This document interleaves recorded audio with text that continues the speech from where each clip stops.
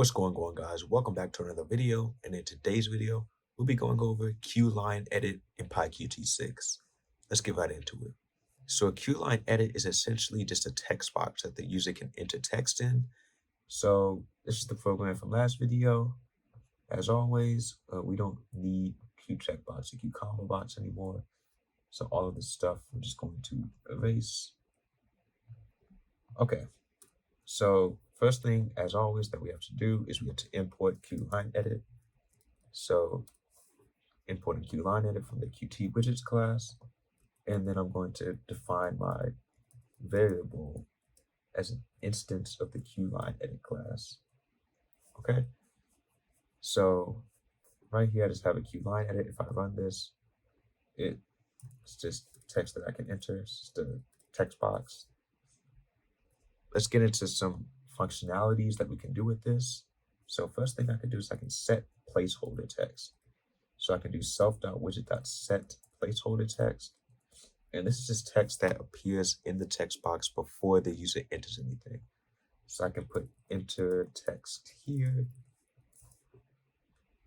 And then if I run this, you can see that it has this little faded into text here. And then once I start typing, that disappears.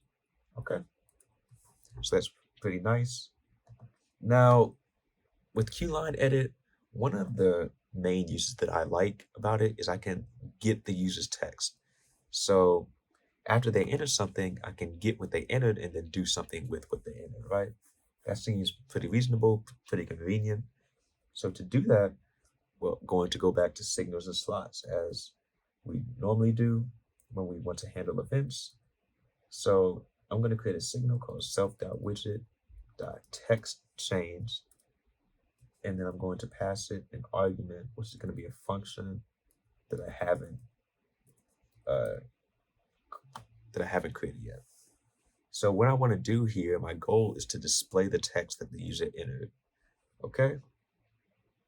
So I'm going to create a function called define display underscore text, and I'm going to pass it self. I'm going to do print self.widget.text.